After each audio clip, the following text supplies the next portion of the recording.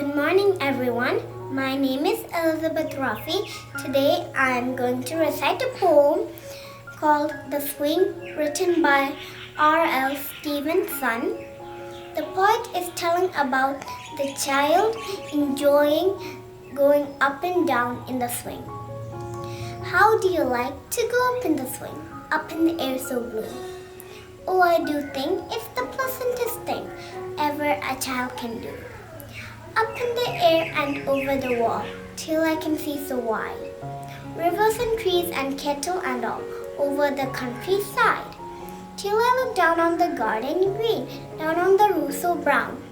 Up in the air I go flying again, up in the air and down. Thank you, have a nice day.